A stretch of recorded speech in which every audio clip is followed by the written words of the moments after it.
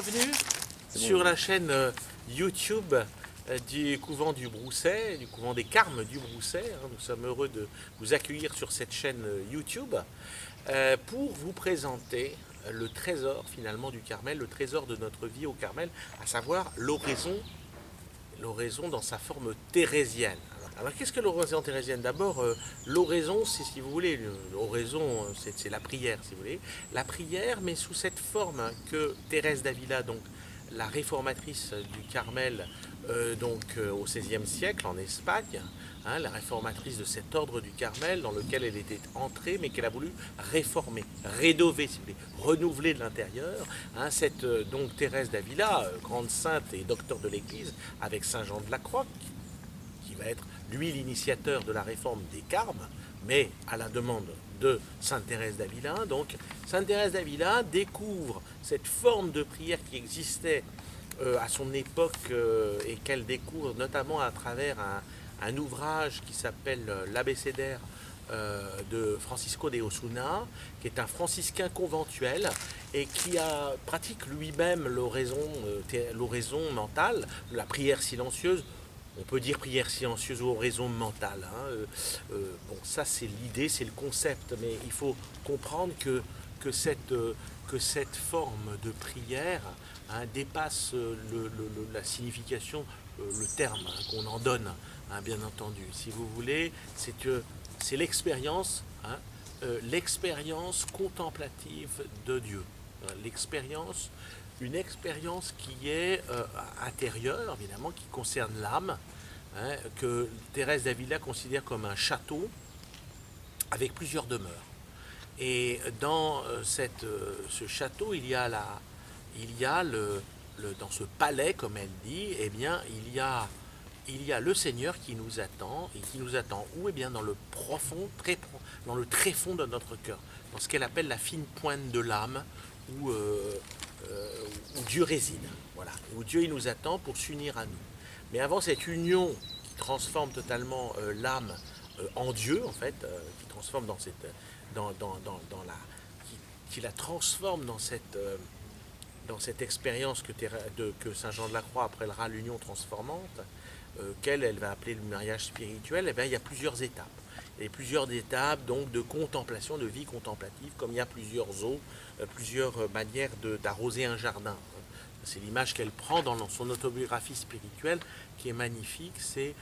Elle dit que en fait il y a 4 manières d'arroser son jardin, comme 4 formes de prière, de formes de vie contemplative et d'oraison surnaturelle, c'est-à-dire d'expérience contemplative. L'expérience contemplative, c'est une expérience que l'âme ne peut pas se donner elle-même. Vous voyez, c'est comme la grâce de Dieu, elle peut seulement l'accueillir.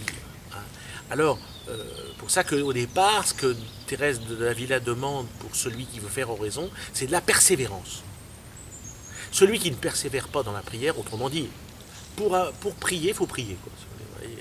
Les gens qui me demandent comment vous faites pour prier, il faut prier, quoi. Il faut donner du temps à la prière. Voyez. Si vous ne donnez pas de temps à la prière, vous ne saurez pas prier parce que vous n'accorderez pas de temps compté au Seigneur. À partir du moment où vous entrez dans une expérience de prière durable, alors à ce moment-là,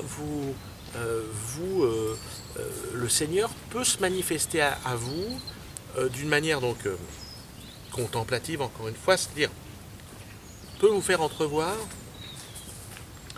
faire goûter, si vous voulez, ou expérimenter sa présence à l'intime de vous-même, en vous, voyez, parce que le grand mystère de la vie chrétienne, c'est l'habitation de l'Esprit Saint en nous, évidemment, de par l'incarnation rédemptrice du Christ, de par cette offrande qu'il a faite de sa vie. Il nous a obtenu donc la grâce d'être enfants de Dieu, cette grâce d'être fils bien-aimés de Dieu. C'est pour ça que nous disons Notre Père dans la prière. Prière du Notre Père d'ailleurs, dont Thérèse d'Avila fait un magnifique commentaire parce qu'elle résume tout ce qu'un chrétien doit demander. Tout est dans le Notre Père, si vous voulez. Et donc l'oraison est une forme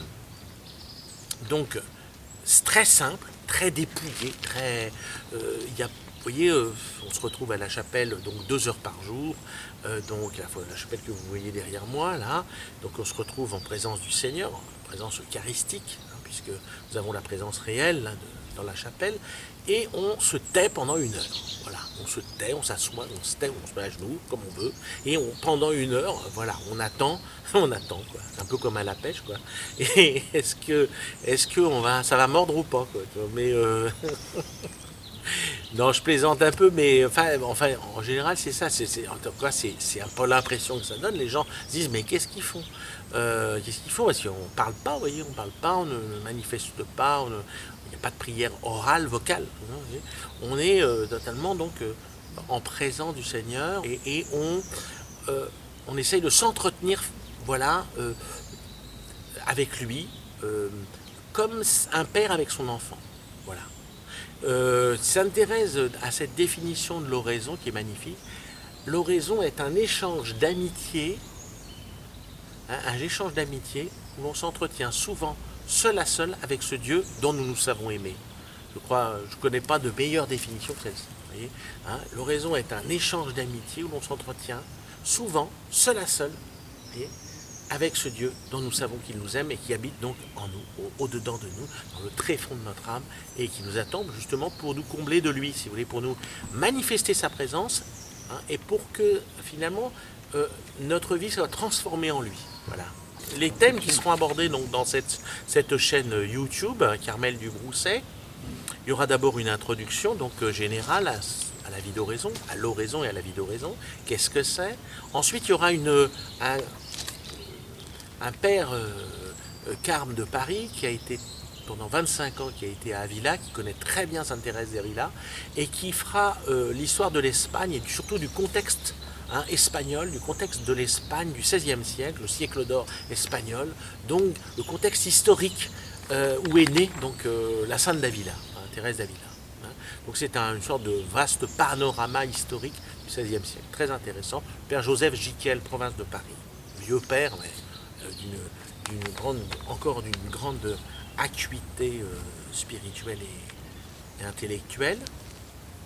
Ensuite, et qui fera également donc une présentation de la Sainte d'Avila, hein, de sa vie, tout simplement, sa vie. Ensuite, on abordera le thème proprement dit de l'oraison thérésienne. Qu'est-ce que l'oraison thérésienne, hein, la définition, donc là, si vous voulez, on part de la définition que je viens de vous donner de la Madre. La Madre, c'est Sainte Thérèse d'Avila. La Madre, c'est la mère en espagnol, donc la mère des Carmes et des Carmélites. Donc, cette définition de l'oraison, eh bien, on peut en faire toute une conférence. Voyez, on peut faire donc toute une conférence sur cette manière de prier. Voilà. C'est la manière de prier qui est l'oraison thérésienne, la définition qu'elle en donne et comment, voilà, qu'est-ce qu'on peut en dire. Ensuite, les moyens d'entrer dans cette prière. Hein. Est-ce qu'il y a aucune méthode. Hein. Ce n'est pas une pratique, ce n'est pas une méthode. Donc il n'y a pas de méthode, si vous voulez, il n'y a pas de technique proprement dite. Mais il y a une disposition. Il y a des dispositions. Si vous voulez, c'est sûr qu'on prie moins bien le Seigneur quand on est au milieu des marteaux-piqueurs, hein, que lorsqu'on est dans un cadre comme le Brousset. Donc il y a des dispositions, hein, il y a des dispositions de silence, de solitude aussi pour l'âme, pour la personne. Ça c'est comment faire oraison, comment entrer en oraison. Ensuite, on aura un peu d'anthropologie avec un frère qui nous parlera de la structure de l'âme.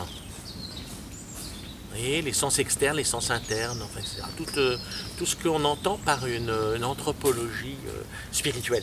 Hein. Ensuite, le combat, un thème très important, c'est le combat spirituel. Comment est-ce que la vie chrétienne n'est pas un long fleuve tranquille, hein, contrairement au titre d'un film bien connu. Ce n'est pas un long fleuve tranquille, on pense toujours, ou que la vie du chrétien, c'est de passer à travers les gouttes, vous voyez, c'est carrément une assurance tout risque, si vous voulez, de la foi. Ben non, non. pas du tout.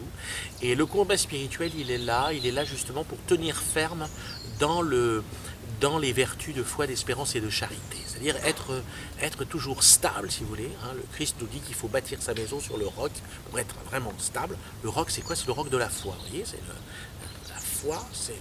Mais la foi, elle est sujette, oui, justement, elle peut être...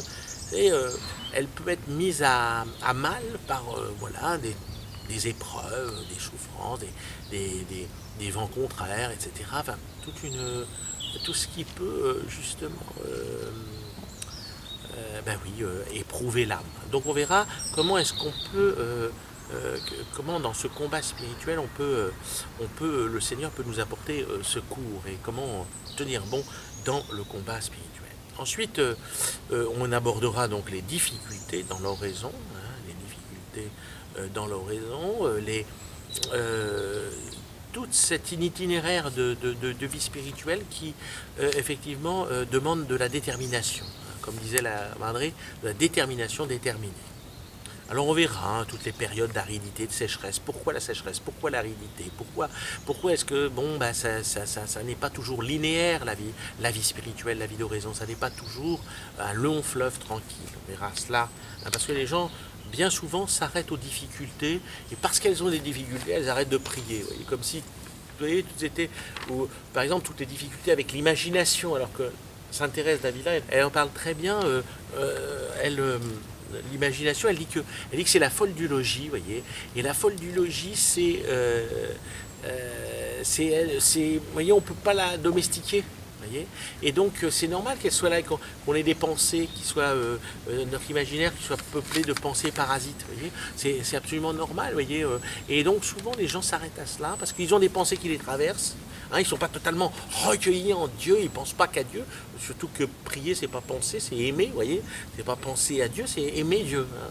C'est justement et le fait d'être là, présent à ce Dieu qui est présent à nous, d'être là, bah ça. Vous voyez, ça suffit d'une certaine manière. C'est l'acte de foi qui nous permet d'être en prière.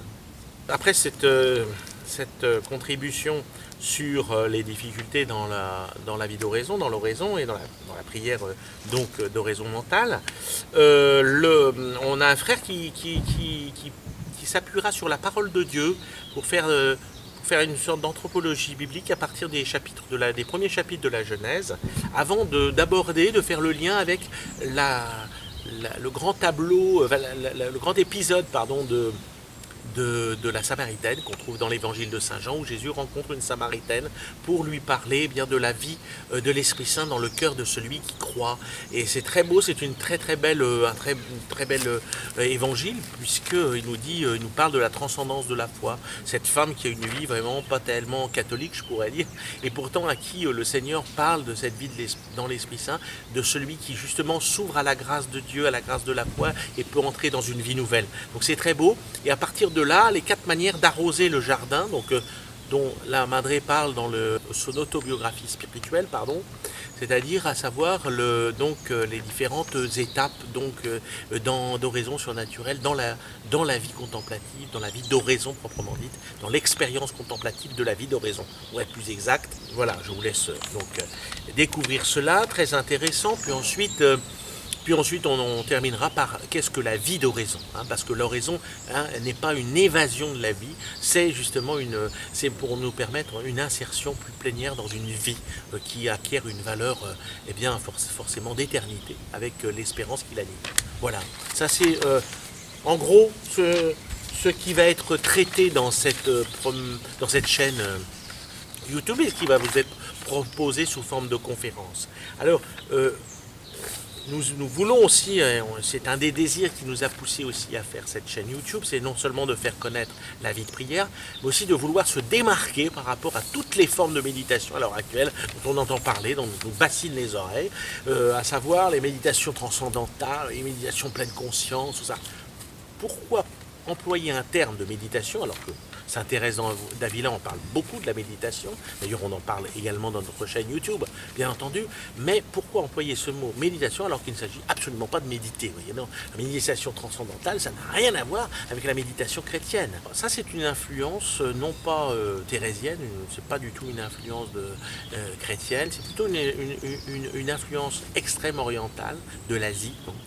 Du bouddhisme surtout, où il s'agit finalement de faire le vide, voyez, de faire le vide pour une expérience de mystique, mais qui n'est pas une expérience de mystique surnaturelle et certainement pas chrétienne, voyez, où il s'agit de faire le vide pour une expérience de son âme, de sa... Voilà, bon, c'est déjà une expérience, mais ça n'est pas du tout la perspective chrétienne où il s'agit non pas de faire le vide, mais de faire le plein de Dieu. Vous voyez, Dieu, comme la nature a horreur du vide, Dieu est l'auteur de la nature, de tout ce qui est, donc lui aussi il a horreur du vide. Et si il nous demande eh bien de nous mettre en sa présence, c'est parce que justement il veut nous combler de lui.